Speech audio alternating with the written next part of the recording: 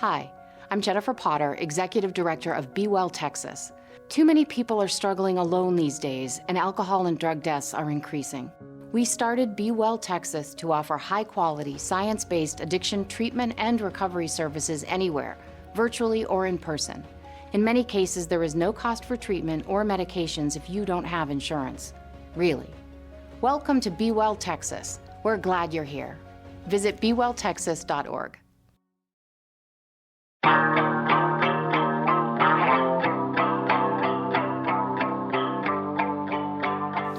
Welcome, folks, to episode number 33 of the No Conference for Old Men podcast where three old guys are talking Houston Cougars basketball with a bit of Big 12 coverage added in as well, and proud members of the GoCoogs.com network, the undisputed number one Houston Cougars content provider.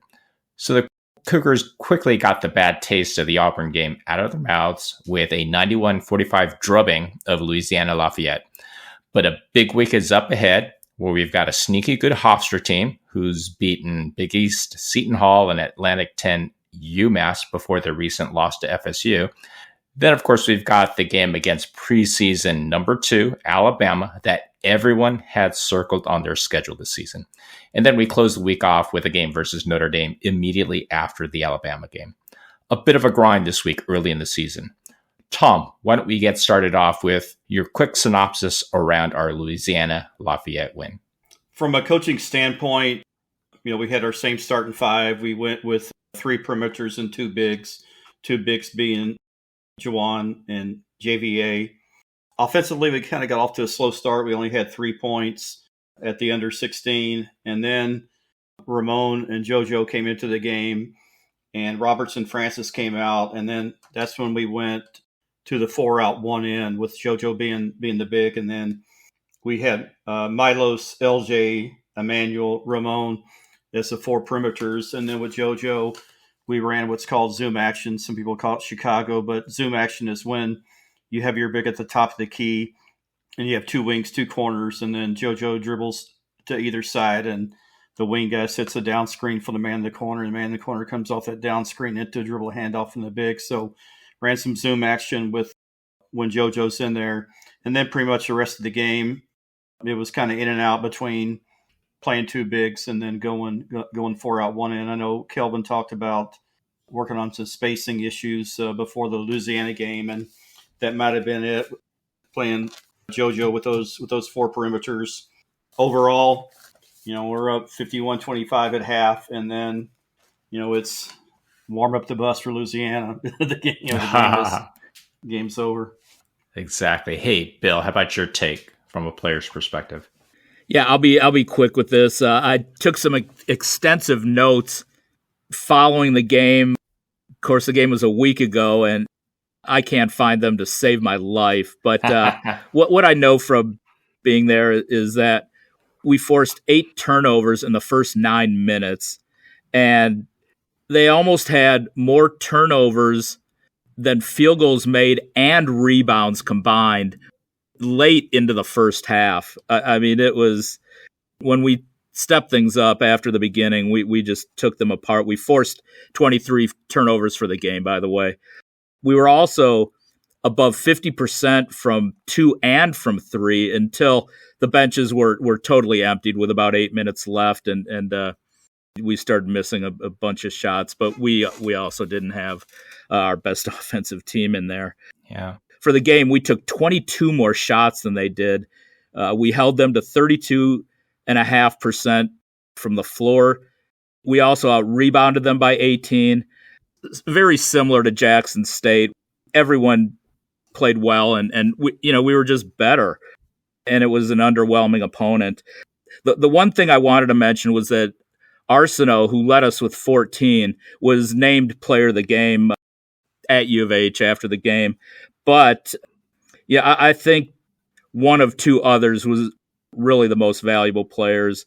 And, first of all, Uzan just did everything. He shot the ball well. He only scored 1 fewer point than Arsenault, and he played fewer minutes. He had a really solid game. But the guy that I really want to focus on, who I thought was just outstanding and only played 13 minutes, was Francis. and he was just dominant. He had 9 points. He had 4 boards, 3 blocks in those 13 minutes. He was vocal on defense. And I will say that if he continues to play like that with the minutes increasing, which they obviously will do as he gets healthier, he's going to have an exceptional year, as will the team. Yeah, no, I completely agree. And as expected, it was an easy win where we dominated all the analytical metrics related to the game. We limited Louisiana Lafayette to 39% effective field goal percentage, only 29% from 3. And those numbers are even better than our number 2 adjusted defensive efficiency standard from last season. We also forced them to turnovers on 33% of their possessions, which obviously is obscenely good. On offense, our effective field goal percentage was a stellar 53%, where we shot 43% from 3. Again, really staggering numbers. Add on to that our offensive rebound rate at 39% of our misses, and the result is the 91-45 thrashing of Louisiana Lafayette to get back on track. Not much to take away from this game other than an opportunity for our Cougs to get back in the winning state of mind before our next 3 games this week. So now let's just get to Friday's game versus Hofstra, which I'll remind listeners, we had to go to overtime to beat in 22 with a late Tajay Moore 3 to tie the game in regulation.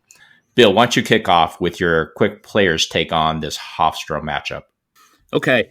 The Hofstra Pride are 4-1 right now. They're coached by, and a lot of you may recognize this name, Speedy Claxton. Yeah. He was the point guard at Hofstra from 96 to 2000, really good player there. In fact, he was a first-round NBA pick of the Philadelphia 76ers, a point guard, played 10 years in the NBA. He's coached in the NBA, and this is starting his 4th year at Hofstra, and after the first 3 years, 66-34. So he's had some success. He's a good coach.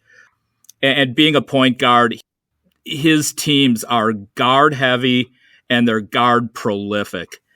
The one problem with them this year is that they lost a bunch of players to the portal, and they've brought in a lot of new players, but I'm not sure they're quite as good as what they lost. You know, they're 4-1. They started out 4-0. They had the win versus Iona. They had the win versus Seton Hall. They won at UMass in overtime. They beat a team that maybe one of you can help me with. They're called OWB. There's no box score. I have no idea. I don't know. Like Division 63B. I have no clue. Yeah. But they did get taken apart. I think it was a couple nights ago. Maybe it was last night. Yeah. By Florida State. This is always a pretty good offensive team and guard driven. I think, and Steve, I don't want to step on your feet. I think they're about 75th or so in KenPom in offense. I think about 120 or so in D. They are a good team at forcing turnovers, and I've seen them picked anywhere from 3rd to 7th in the Coastal Athletic Conference. They've really only got 4 players to speak of for this game. Their best player is a transfer from Iona, is a 6'3" shooting guard named Jean Arenguren. He's a good shooter. He's led them in scoring in 3 of their 5 games. They've got a 6'4" shooting guard who's a transfer from Seton Hall named Jaquan Sanders. He is a shooter. Another guard, and like I said, there's a guard-heavy team named Cruz Davis. He went to play for Rick Pitino at Iona. Then he followed Pitino. Pitino brought him to St. John's, and he just was outplayed by others and kind of got knocked out of the rotation there. So he's now playing for Hofstra. And the only other player who I think is going to make any type of impact is a 6'7". He's kind of a small forward / power forward, TJ Gadsden. He transferred from Canisius, and he's been their leading rebounder. But 6'7", and he's leading them in rebounding. So this is not a big team. They move the ball pretty well. They have some good three-point shooters. They are not big, but they do attack the glass. I think our D is going to completely neutralize their perimeter game as they play right into our strength. We'll dominate them inside for sure. Yeah. And dominate them on the glass. And I think we're going to do a good job of limiting their 3-point productivity. And I think we're going to, even though they're good at forcing turnovers, I think we definitely win the turnover battle as we typically do. And I have us winning this game 81-58. Okay. Yeah. Nice win. How about you, Tom, from a coach's view? Well, Hofstra did, stay with Florida State for 25 minutes. And then Florida State just warmed down the last 15 minutes. They play 4 out, 1 in. Like Bill alluded to, they just have one big, and they surround him with 4 perimeters. They do have a little bit of length with those 4 guys. I think they go like 6'3", 6'4", 6'7", and I think 6'1". Good 3-point shooting team, but then again, we're great at defending the 3-point. We're really good at the guard and pick and roll, so I do not see Hofstra shooting a 3 like their season percentage. Bill mentioned this too. They're going to struggle to defend us in the post, so I think Jawan, JVA, JoJo should have a field day inside, and rebound will be a problem for them. They did have 20 turnovers against Florida State, so you can turn them over. In Florida State, I think, had 23 points off those turnovers, so they were kind of loose with the ball, and that's not good when you're playing U of H because we're like a pack of wolves, like sharks to blood in the water. We're, on those turnovers, we're converting. Yeah, I would agree with that. And the analytics, looking at 2024 season-ending numbers, as you guys had mentioned, Hofstra was like 113th in adjusted defensive efficiency, number 133 in adjusted offensive efficiency. And though we're only 5 games in this season with Hofstra, their stats are trending similarly this season. On Hofstra has been just great at shooting the ball, ranking 16th in effective field goal percentage and being top 30 in both 2-point shooting as well as 3-point shooting percentages. Their main weakness on offense is actually offensive rebounding. So basically what you get is one shot and it's done every time down the court. Fortunately, we've got the number 2 effective field goal percentage D from last year that defends every shot. So the belief here is that we will be fine. On the flip side, Hofstra's D is not that great, ranking 113th last year in KenPom, and they were dismal at defending the 3-point shot, ranking 239th. And defensive rebounding, they were terrible as well at 213. So expect a feast for our big men on the boards and some stellar 3-point shooting from our guards. Based on the metrics, this is projected to be a 21-point win for the Cougs at home by KenPom, and I think it's actually going to be another metrics busting win. So I've projected an 87-56 31-point win. So guys, now let's get to the big game that everyone has been anticipating, the Alabama game, where all of us are going to go into a little bit more detail. Tom, why don't you kick things off from a coach's perspective on the game?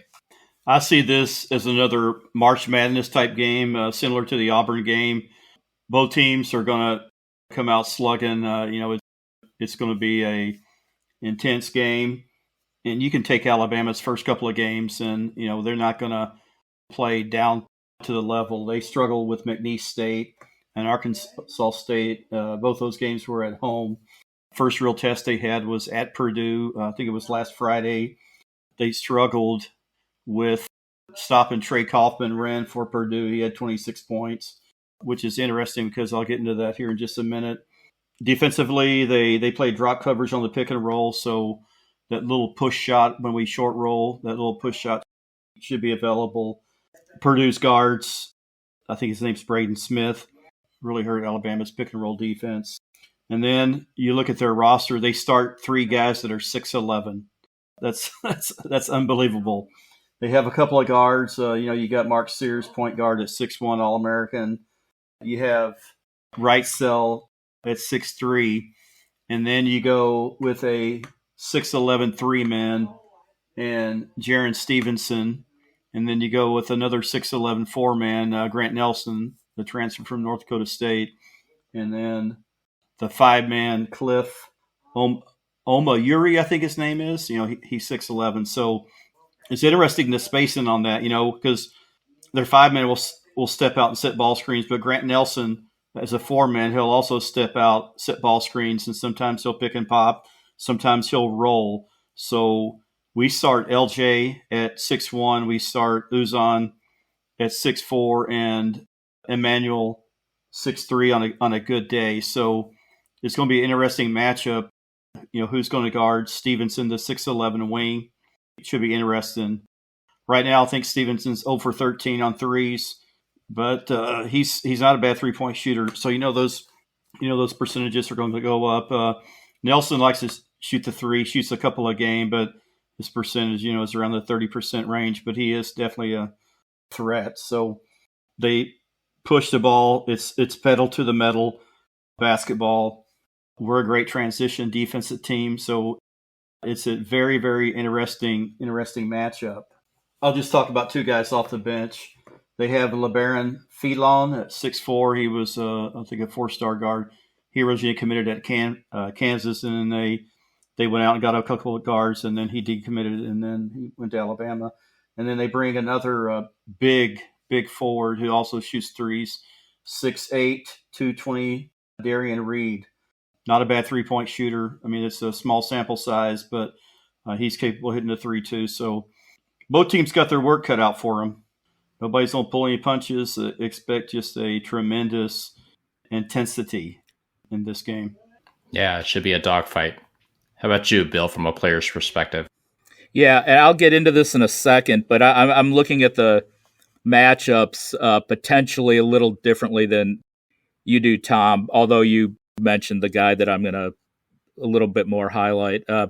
Alabama's my preseason number 2. Nate Oates is their coach. He has been referred to as a 3-point centric coach and runs a 3-point centric offense. So they've taken 112 threes, which is 28 a game in their first 4 games. They started out with 3 blowouts, all versus Cupcakes. The 4th game was Purdue, as you mentioned, Tom. They lost by 9, and Grant Nelson fouled out of that game. Alabama had real trouble getting the ball into the paint, and you mentioned the pick and roll, Tom. Offensively, they shot the 3 poorly, and they allowed 87 points to a really average at best Purdue offense. If you saw them play Marquette last night, your mind would be boggled as to how they could put up 87 against anybody. But that should benefit us because Alabama's not a great defensive team.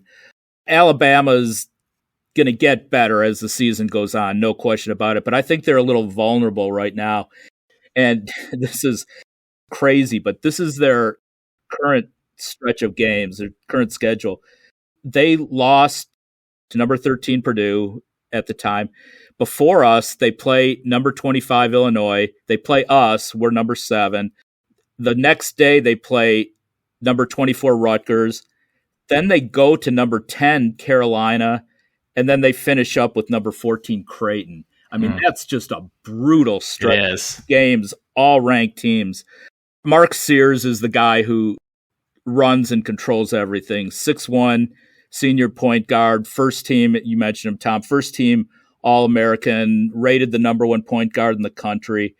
He's averaged 21.5 points, 4 assists, 4.3, 4.2 rebounds last year. He had a poor shooting game against Purdue. Next guard, Latrell Wrightsell. You mentioned him, Tom, 6'3". He is a great 3-point shooter. He was 44.5% from the field last year. You do not want him to get hot.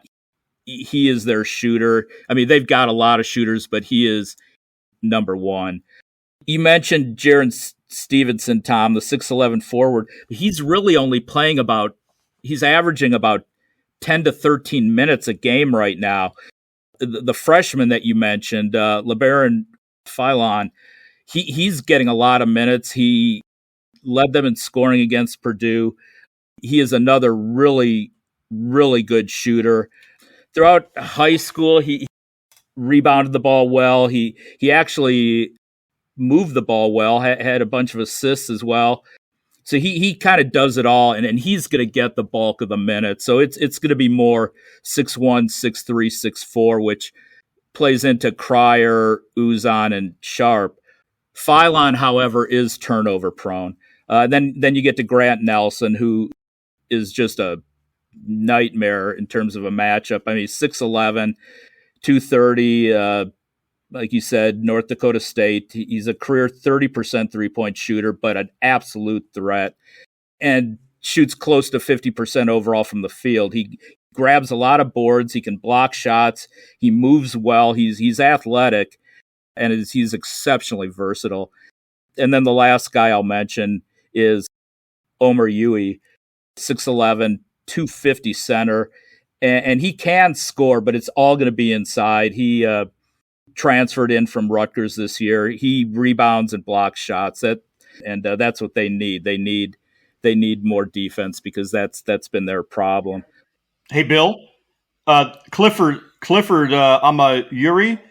Yeah, he led Rutgers in points, rebounds, and blocks last year. So, yeah, well, he's a good player. He's had a couple of games where I think the first 2 games of the season, he didn't lead Alabama in scoring, but he scored in double figures. His points are all going to come from right around the basket. Mm-hmm. He's not a stretch player at all. He's an inside guy. But, yeah, he's definitely a threat. I know we've got a lot to talk about, so we'll just leave it with those players. This is a great offensive team. Likely, I'm assuming in Ken Pom, they've got to be top 5 offense from last year. Yeah, number 2. Okay, number 2, yeah. Defensively, even though they made it to the Final Four, they had 12 losses last year, so I'm guessing they probably didn't even crack Ken Pom's top 100 defensively. Nope, but did not. Oh, okay. Well, good for me. This team shoots a ton of threes. Like I mentioned, 28 a game through 4 games. The problem with really blanketing the arc is that they've also got inside scorers, and we just talked about Omer Yui in addition to Nelson, and in addition to Stevenson off the bench. Stevenson starts, but he's going to be playing like a bench player. So they've got scoring everywhere, but they do like to focus on the 3. If we can defend the 3 well, if we hit the boards, especially when they miss, because there will be some long rebounds with all the threes they take, and we take advantage of Sharp, Cryer, Uzan, Arsenault on the perimeter, I think we're right there. If Roberts, Francis, Tugler can cause Omer Yui and Nelson to pick up fouls like Nelson did in their loss to Purdue, then I think we're good.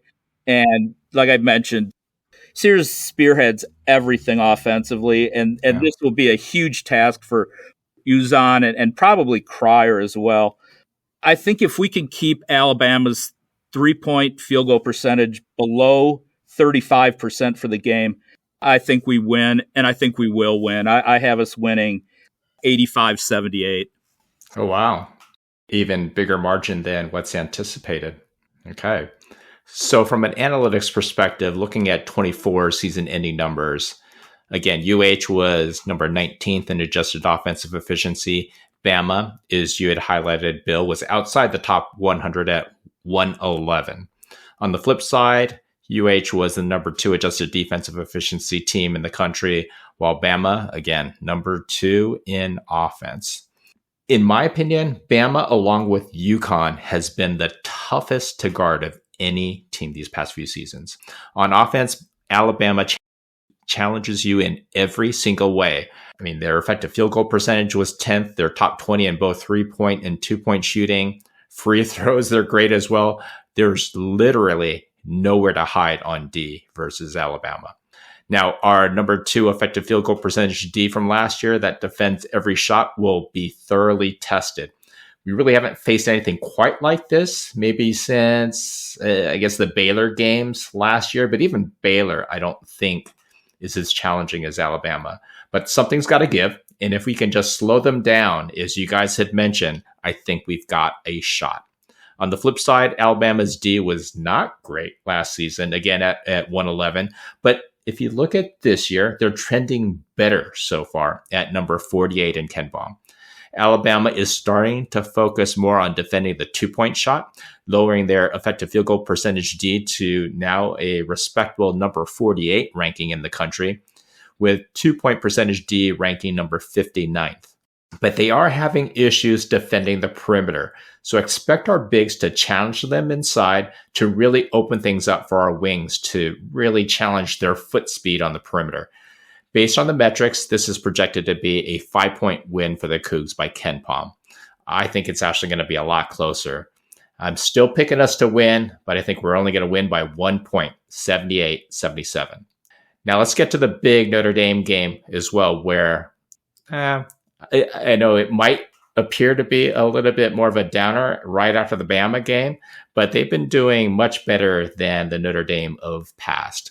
And so, Bill, why don't you provide your players' perspective on the Notre Dame matchup? Well, Notre Dame's been picked.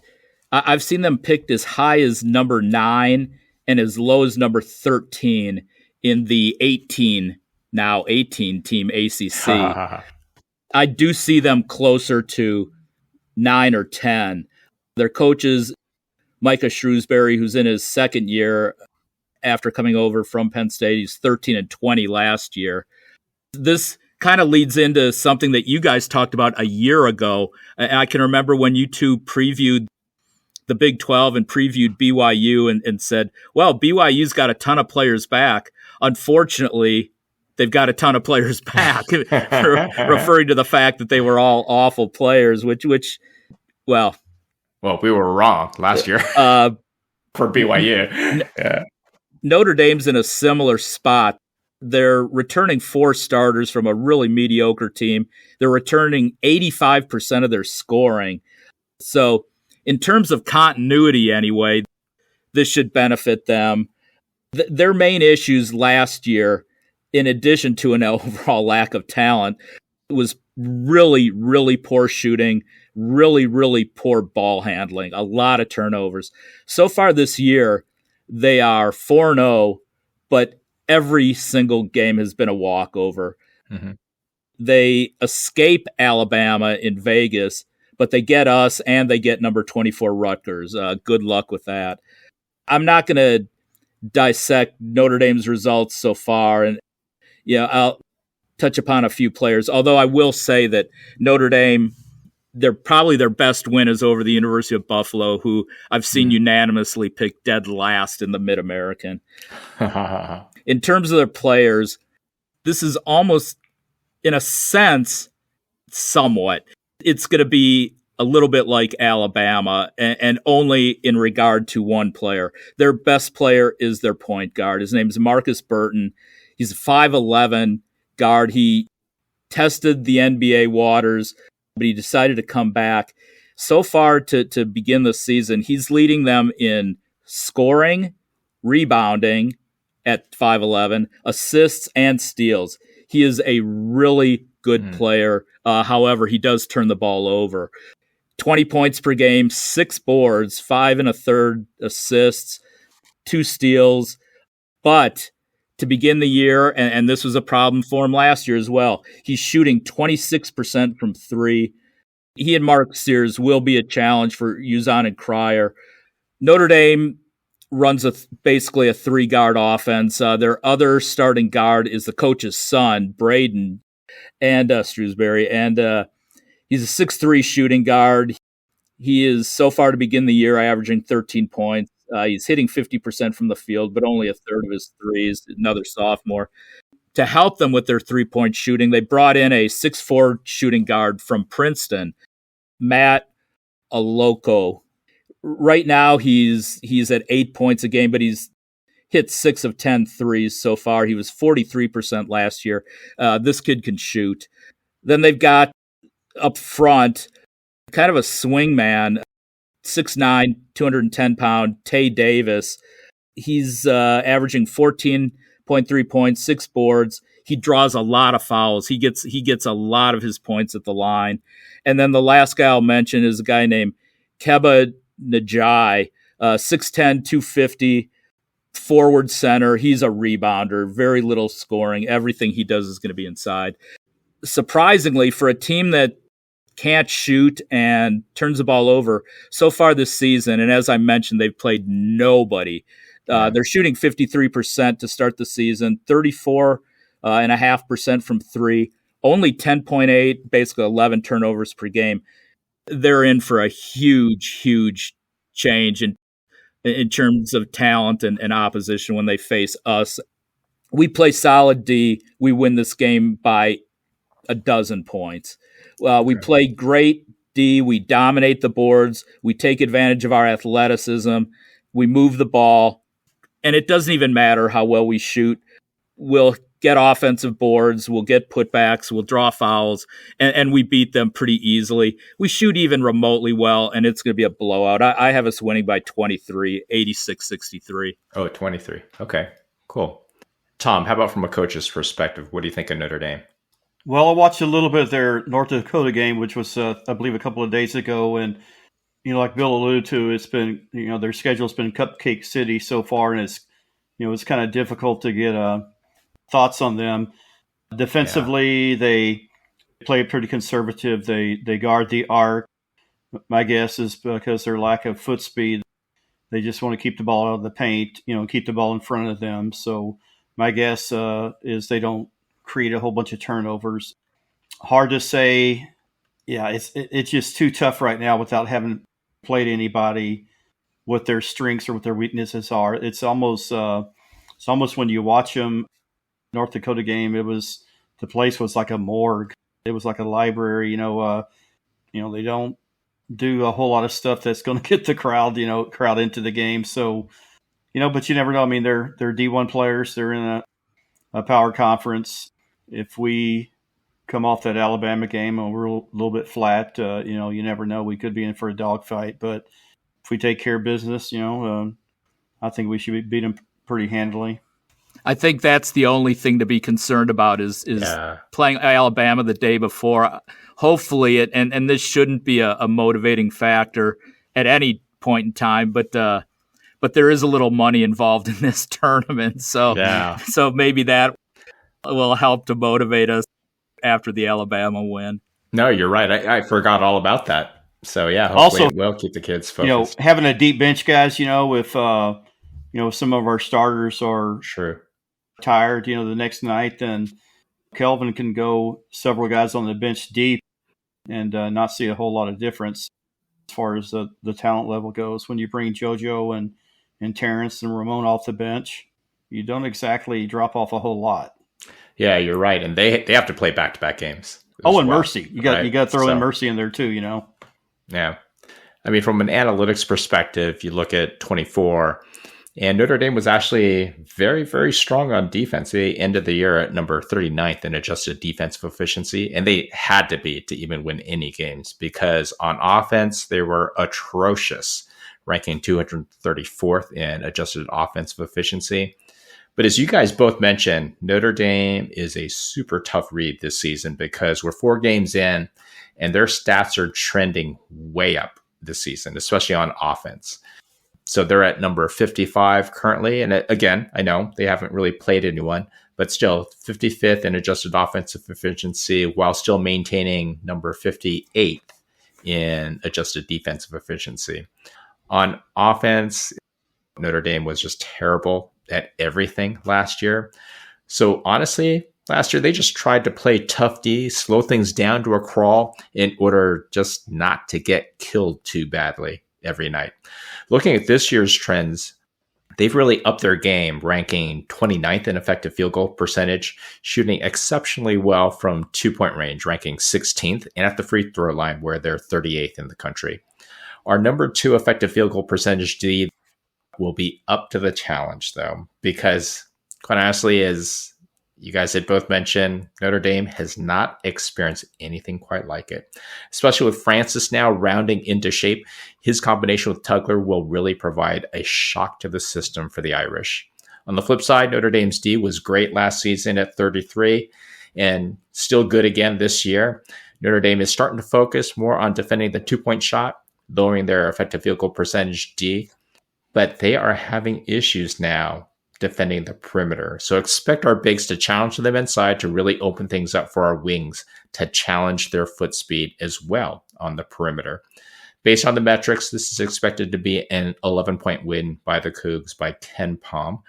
I think it's going to be by a bigger margin. So I've projected a 78-61, 17-point win. So not quite as big a margin as you, Bill, but still a pretty sizable win margin.